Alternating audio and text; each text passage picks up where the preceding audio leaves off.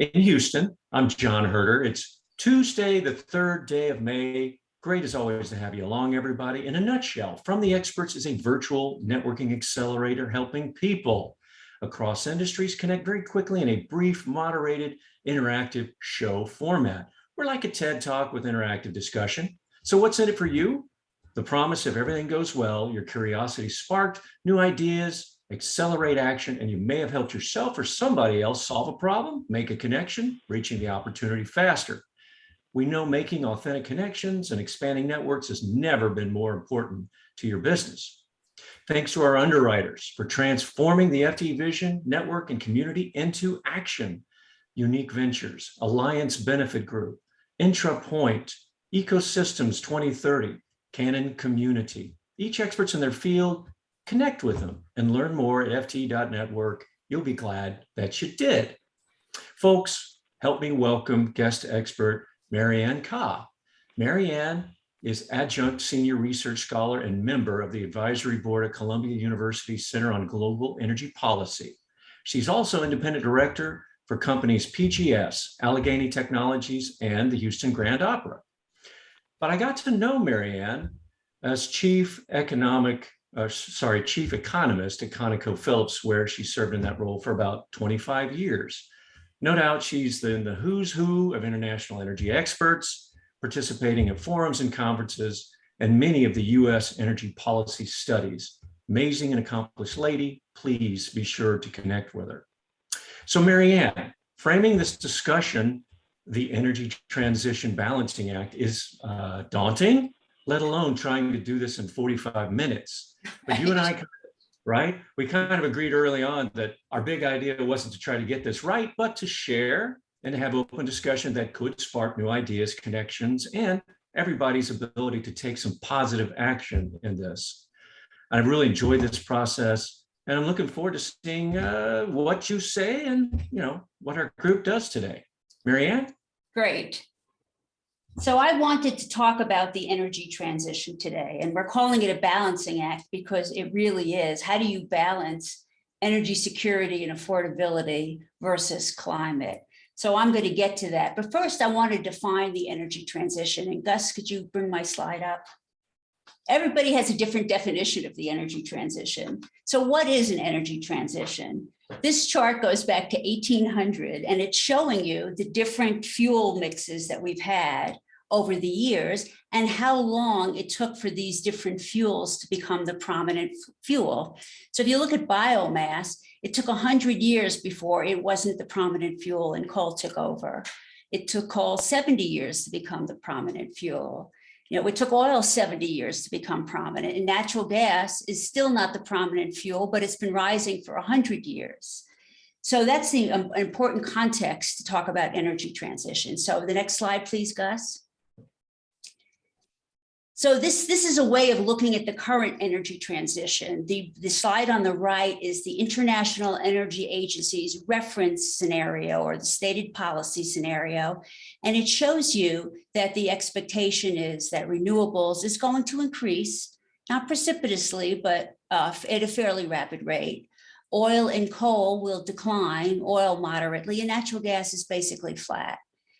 But if you really want to get to net zero 2050, which means there's a 50% chance of getting 1.5 degrees centigrade warming or lower, you have to go to the left-hand slide. This is what's needed. Notice the precipitous increase in renewables. Notice that oil and coal are declining precipitously, as is natural gas, but oil and coal need to start declining like already yesterday. They're already late. And this happens within 30 years, not 100 years. So this is the huge size of the challenge we have. If we can go to the next slide, please. Marianne, will we get some of the slides?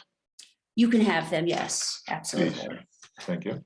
Okay, so if you look at what global energy-related CO2 emissions look like back to 1990, you can see that they've been rising mostly the whole time, although there was a period where they were slightly flat, particularly in the US, as natural gas started taking over and backing out coal. And then I'm showing you that dot of what the stated policy scenario that I talked about before, what that looks like in 2030. So there's an expectation that it's going to continue to rise. But now I'm showing you the blue star, and the red star is showing you where you need to be in 2030 and 2040, respectively, to get on that net zero emissions curve. And you clearly need to be so much lower that it looks like an impossible task. Can we actually get there? We're obviously not on the trajectory now. And the question is, can we have enough policy incentives and economic incentives to be able to move that way? So I would say that, the world really is not being effective in getting there. So let me talk now about, no more slides, what needs to go right to move to this net zero 50 pathway. Probably the most important thing is coherent government policy that's strong and consistent across the globe to drive the world's economies off of fossil fuels and onto lower carbon energy sources, remove carbon from the air, and increase energy efficiency. And we're not really moving that way right now, certainly not in the US. For example, the US has yet to agree to President Biden's Build Back Better plan that has some climate policies in it.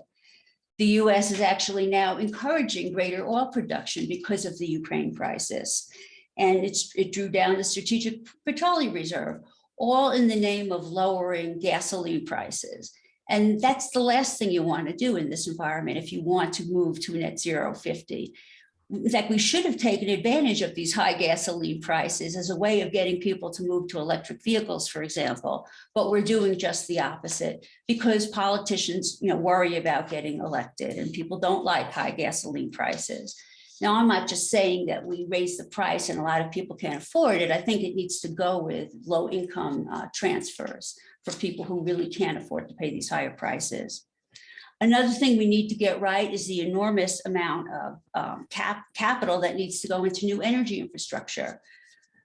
Investment in clean energy would have to triple by 2030 if you look at the IEA's net zero 2050 scenario. Governments need to create the right incentives to be able to make clean investments, like a carbon price, for example, might be helpful. Although in certain sectors, like the transportation sector, the carbon price would have to be so high that that probably is not the best way to get there. Probably regulation would be a lower cost opportunity. Governments also need to subsidize investment in lower carbon fuels.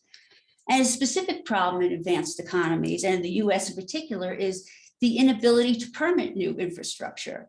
I'm thinking transition lines, pipelines, if you want a new hydrogen system, it's just very hard to get that done. Even in Texas, it's gotten really hard to permit intra-state pipelines in Texas. Ranchers just don't want pipelines on their land. And given the size of the investment required, one worries about developing countries who don't have the capital. And also they're more worried about buying the conventional fuels to all their citizens who don't even have access to any kind of decent energy resource. They don't have access to electricity. So it looks like the developed world will have to help them. And thus far, they really have not been forthcoming with lots of money. Also needed are breakthroughs in technology, energy technology, and the reduction in costs of sequestering carbon. If you look at the IEA scenario, net zero, almost 50% of the emissions reductions by 2050 are going to have to come from technologies that don't even exist today, which I'll come back to. We need more sustainable and diverse metal supply chains. People are just starting to become aware of that. Renewable power sources use metals like wind and solar. And of course, there are battery metals. These are concentrated in some countries that human resource challenges are an issue, like child labor in the Democratic Republic of the Congo. And China owns a large portion of the minerals in certain battery metals, for example, cobalt. Not only do they own the resource, but they also are doing the refining. So President Biden has acknowledged this finally and trying to build a battery supply chain in the US. But it's difficult, and the mining part is going to be the most difficult part. Nobody wants mines near them. And that's even true for places like Chile and in places in Eastern Europe. We've seen protests about new mines. But all is not negative. There's a huge amount of opportunities and businesses that can come out of this transition. New technologies have to be developed and commercialized. Solutions for dealing with the intermittency of renewable fuel. We need some sort of storage system and storage that lasts more than 3 hours or overnight. There are seasons where the wind stops blowing, so you need to be able to deal with that. A lot of progress has been already made in lowering battery costs, but they need to come down even more. And probably the biggest issue right now is the cost of the minerals rising. You also need to extend the range of them and reduce the charging time so they truly are competitive with conventional vehicles and people want to buy them.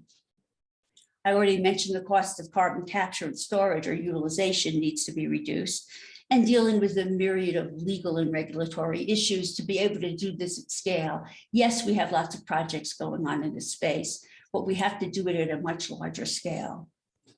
Now, some environmental groups are against doing carbon capture because they think it will keep fossil fuels running longer. But my issue is I can think of no net zero scenario that doesn't have a lot of carbon capture in it. We're going to have to do that no matter what. And finally, another big one is developing green hydrogen, electrolyzing water, using a renewable power source to do that. It's going to be a very important way to decarbonize fuel, particularly in heavy industry or industries where it's hard to decarbonize and expensive. There's also a lot of action that needs to take place in the oil and gas industry. Reducing methane leakage is one of the biggest ways to reduce global warming the fastest. Because methane has such a high global warming potential, you take that out of the air and you quickly get change. So that's actually an exciting opportunity. We just need to make it happen. And not just in the United States, it needs to happen in places like Russia and other places, which are far worse in terms of leakage. Flaring of natural gas is another thing that we need to do. And of course, electrifying vehicles and buildings and improving the efficiency of appliances and industrial processes. All of these things need to happen. And also increasing recycling of materials. A lot of the oil demand growth is for plastics. So if you could recycle plastics, you would not need as much crude to be produced.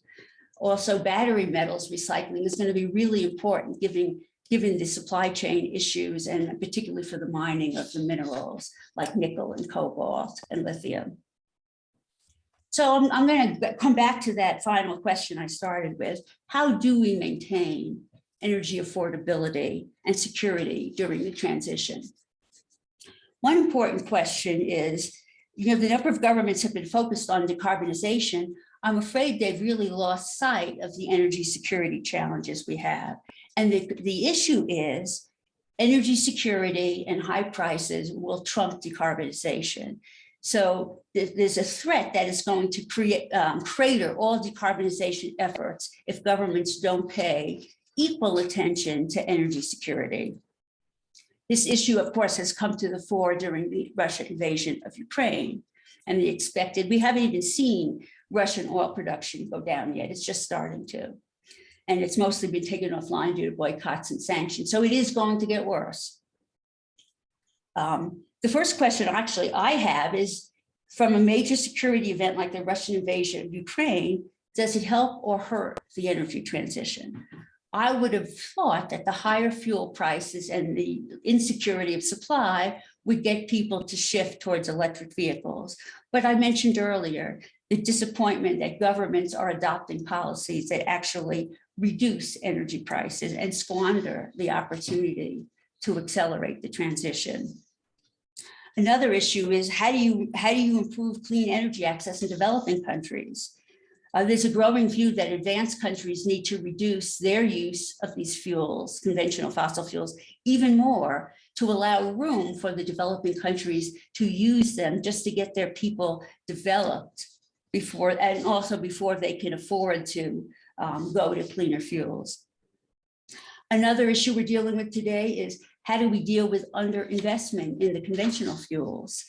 Because there's partly because of very low profitability for the last 10 years, investors don't want to invest in oil and gas.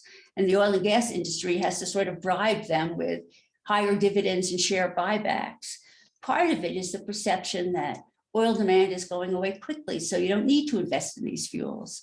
Well, I don't think that's true. And I've done a lot of modeling of oil demand. I don't see a peak before 2030, just because of the long time it takes to shift over vehicle fleets, buildings, et cetera. So how do you get this industry to spend enough money when they're transitioning out? I think that's a problem that governments really need to figure out. And finally, how do we improve the resilience of our energy systems? COVID and security events like Russia, there's the tendency for countries like the US to focus on building our own domestic supply chains. And while inefficient, you could understand why that makes sense. And this is not just for energy, it's across, chips and all kinds of supply chains. Plus, as the world becomes more dependent on electrification, we need to make sure there's sufficient low carbon capacity that's dispatchable. And what I mean by that is wind and solar aren't dispatchable in the sense that they run when the wind and the sun is out. You need to have a low carbon source. Maybe it's nuclear, or maybe it's gas with carbon capture and storage that can run anytime you have the demand. In fact, I remember what happened in Texas, in Houston last February. We had that big freeze. It turns out that most of the infrastructure, from the power plants to the pipelines to the wells, none of it was insulated, which brings me to my next point, in that you have to weatherize things and adapt, because climate change is clearly happening. And finally, we need to make sure our infrastructure is resistant to cyber attacks, which we're all expecting to see more coming out of Russia these days. So let me stop there. And where would you like to go next with this, John? Well, I think we've got lots of questions out there. Oh, good. So I welcome anybody to put out their question right now verbally. You can put it in the chat. Anything that you heard that Marianne talked about that you have some input on, now's a great time to jump on in. As people are coming forward, I guess, is the global energy transition actually coming along to plan, Marianne? What's your take? Well, it certainly isn't. I mean, in Europe, I would say it's more likely, it's moving in the right direction faster. Good. It certainly is not in the US, though, because we can't even agree on the Build Back Better plan. So no, I mean, it's not happening terribly here. And investors have to invest in things like carbon capture in the hope that they're going to renew the 45Q, for example, investment tax credit for CCS. And I think it will, because I think that particular element has bipartisan support. Got it. Perfect. Questions, folks? Marianne, it's maybe a question on, it seems like on the one side, we're living in a fantasy world that we will get to net zero by 2050. That's on the one side. I do take note of there's technologies that we know that don't exist today. On the other side, I don't see any alignment and practical plans on the table from, either governments or even, super majors is intentional to reduce. And they're really looking at how to do that. But it seems like this void of, fantasy world existing that we're going to get there by chance. How do we bridge that gap? Because there's education on the one side.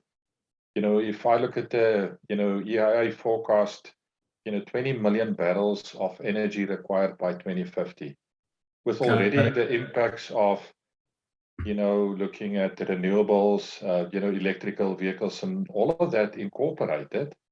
And then renewables only at this current forecast in the best scenario is making up 3 million.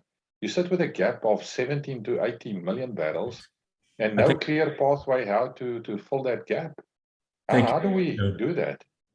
Yeah. Well, I think one of the things that needs to happen is governments really do need to play a role in educating people on what the challenge is, how large the challenge is, and what needs to happen. And they're not doing that now. They're just sort of taking these, virtual targets and not explaining really how difficult it is to meet those. People need to understand that. And I also think people, like everyone on this call, needs to be more politically active. When was the last time you wrote to your senator and told him, I'm assuming for the US, but this is true in every country, You need, people, I think congressmen and politicians actually do listen to people. So I think we need to have more correspondence with them. And particularly what worries me is I keep reading that the young people have become politically exhausted and just not involved anymore. And I'd love someone who's younger than me to challenge that on this call, but that's really what needs to happen, because if you look at surveys, the younger people are much more concerned about the impacts of climate change than the older people, because they're going to have to live with this for the rest of their lives. So they need to become more active and write to their politicians, join organizations, etc. But Marianne, and maybe a follow-up on. Hey, Nico, hang on. We got to have to keep on moving on. I'm sorry. So we have another question from Scott, and he says, hey, could you please address the carbon credit market and what kind of role this can play in creating incentives?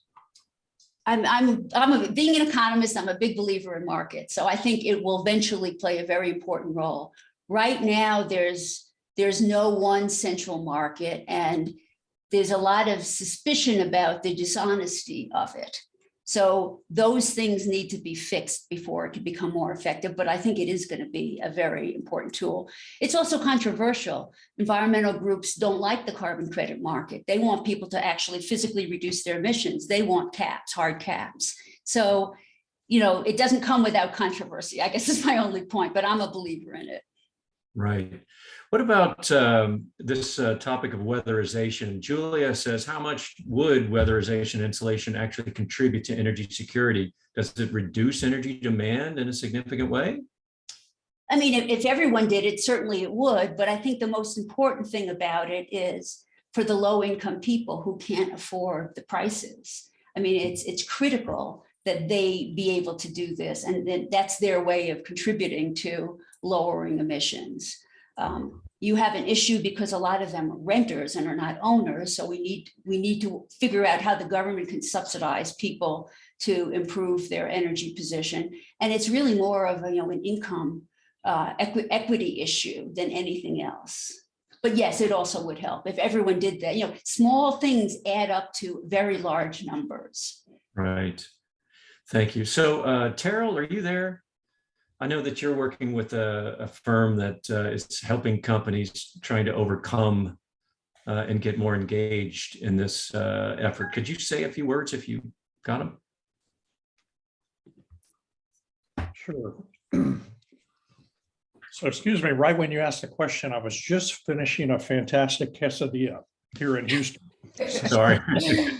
I'm not jealous. I'm actually leaving for Houston in an hour. It's fantastic. So what are you seeing, Terrell?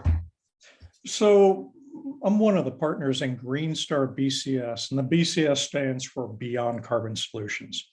And so we're a new privately held company, and we are zippering, if you will, the reality of, the industries that all of us have enjoyed long careers in: oil and gas, upstream, midstream, downstream, petroleum, and chemicals. So that's like one side of the H, and the other side of the H is energy transition.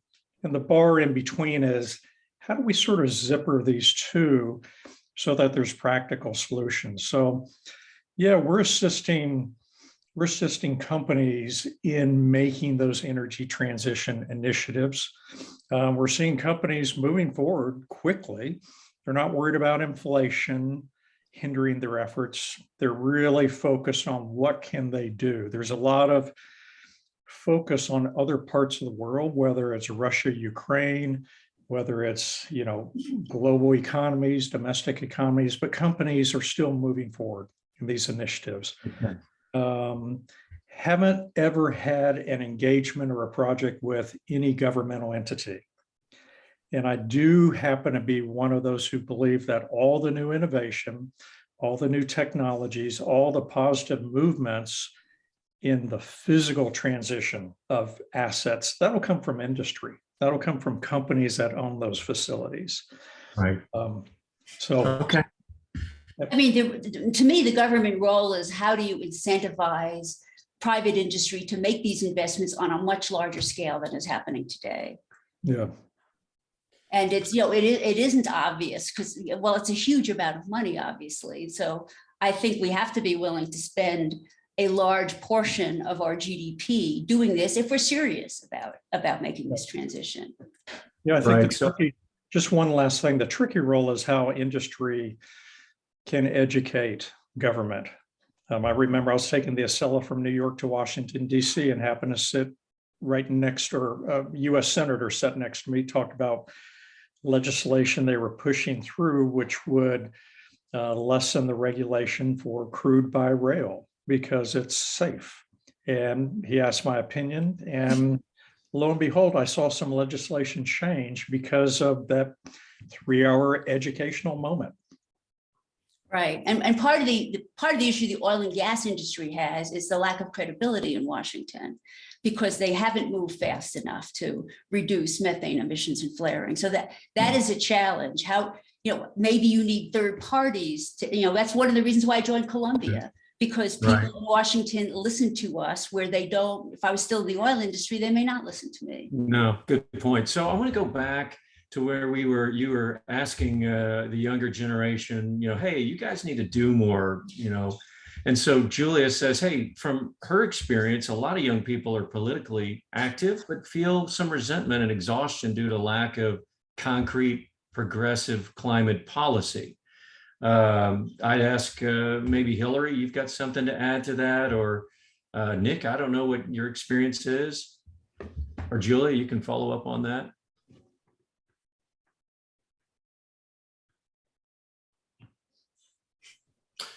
So I just want to add that, Julia, I don't blame you for feeling that way, because it's like beating your head against the wall in the US. It's just, there's no progress. And I'm not sure what it takes, but I think the statistics show that as the younger generations become more and more the voter populace, the views are different, and I think things will change. It's just not happening fast enough. And then we had, sorry, there's Jennifer. What's the best lesson learned that we could actually apply from the European success, given the political economic realities that we're facing here? What's your experience there? Marianne? Oh, you're talking to me. I thought you were talking to Jennifer. No. Actually, I think there are a lot of lessons to be learned from Europe. One very interesting one to me is that every time oil and gas prices have dropped, Europe has increased its taxes on oil and gas. So oil and gas is much more expensive to Europeans than it is to people in the US. And they don't buy as many SUVs. They buy much smaller cars. I mean, you could actually see a behavioral difference because of the way pricing works. So that's number one. I think that's the biggest difference. And there seems to be less of a chasm of views. Everyone seems to be united about reducing greenhouse gas emissions. Now, when it comes to paying for it, you get into lots of arguments between the countries in the EU, but at least they're all in agreement on the goals. We don't have that agreement in the US, and I think that's a big problem. But I think we will get that agreement as the younger generations become a much greater percent of the voting populace. It's just moving too slowly. Got it. Any follow-up on that, Jennifer? Jennifer, you're muted. I guess the next side is you talked about sort of like the more greater homogeneity of outlook. And earlier in the conversation, you had mentioned that we need to do an education to get people aligned. Can you look at a corollary where the United States did an outreach to change public sentiment where it worked well? Interesting question. I guess wars. Think about World War II and how we ran, Defense Production Act, how we were able to build all that metal stuff. I mean, so we know that the country is capable of it when views are aligned. And it didn't take much of the government to get people aligned against the enemy.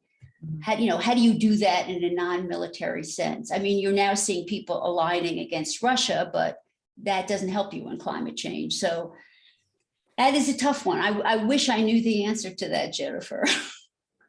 Thank you. Rosalind, would you mind talking a little bit about what you're doing? I know you're in South Africa. You've done a lot of different work. I see that you're currently with this company called Impact.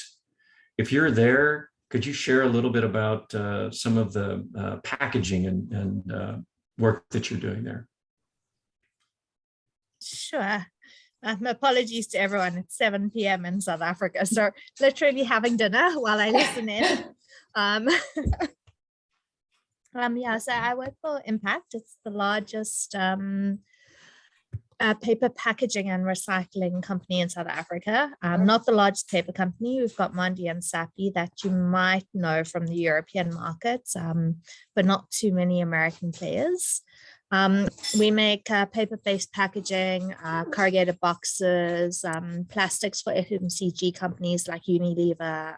We supply some of the Coca-Cola company, and we're also the largest recycler in South Africa. I also am one of the future energy leaders of the World Energy Council, which is, I think, how John found me and why he was interested. So I can talk about transition. I can talk about energy security in South Africa, but I can also just answer on packaging. I know it's not this way in every state in America, but quite widely in South Africa, we're driving the principles of the circular economy. And there's a big push for enhanced producer recycling. We've already got pretty good recycling rates.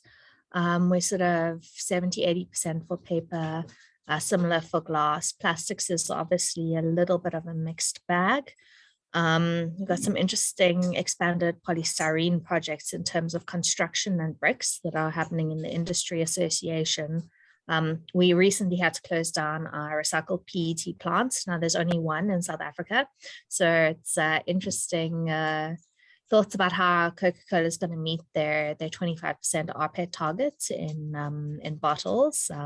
But the other competitor, Extra Pet's ramping up their plant. They're investing at the moment. We also have quite a lot of polyprop stuff. We make wheelie bins, which is how we manage our garbage, trash. If I say something that's very South African, just let me know so I can switch to the American word. A lot of agricultural produce crates, switching from wood to plastic pallets, which actually has better overall life cycle goals. We're doing quite a bit of work at the moment about what sort of the overall carbon footprint is of a certain packaging format, because we found there's knee-jerk reactions that sort of switch quickly from plastic to glass. But glass is quite regional in the recycling because it has to go into a furnace, and there's not that many furnaces all over the place, and it's a very expensive packaging format to transport as cullet. So yeah, we very much enhance producer responsibility, circular economy. We've got a big renewable energy drive. We're almost 20% of our total demand installed capacity in terms of solar. And we've also got liberalization of the energy markets. At the moment, we've got one state-owned entity that's generation, transmission, and distribution, but that's busy changing at the moment. So yeah, that's sort of South Africa. That's fantastic. Yeah, no, I thought about mentioning the circular economy, but I thought I'm throwing too much stuff at you. So I'm so glad you raised that. Well, that's what we want to have happen here. So anybody else who wants to talk about what they're doing through their business that's relevant, please come forward. I'd like to hear that. Nicholas, could you share, from what you're hearing, what are you thinking about? Sure. So, my name is Nicholas. I work for a company called Scarcity Plasmonics, which is here in Houston. We're working with like hydrogen, ammonia, and a little bit of natural gas as well for some of what we're doing. I guess I would say one thing that I'm thinking about a bit is in what cases is the pursuit of perfection. So, for example, let's say completely green. Getting in the way of like actually really good solutions that do cut carbon down quite significantly. And so, yeah, that's one of the things that I kind of have on my mind with regard to energy transition.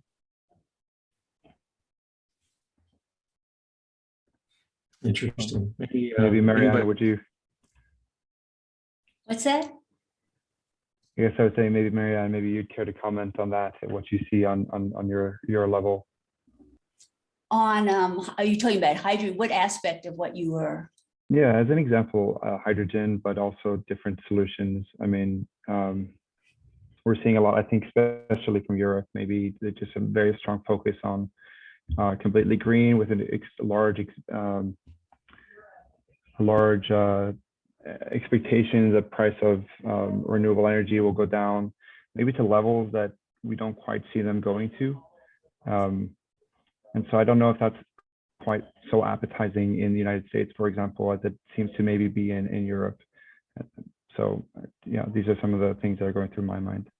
Well, you know, I guess if you're making hydrogen out of renewables, not only does the cost of the electrolyzers need to come down, because that's a fairly new technology, but it's the power costs in general that's going to be 2/3 of the cost. So what do renewables cost? And we've probably gotten most of the learning in solar and wind that we're going to get. And now I worry about the metals costs going up. They have lots of metals in them.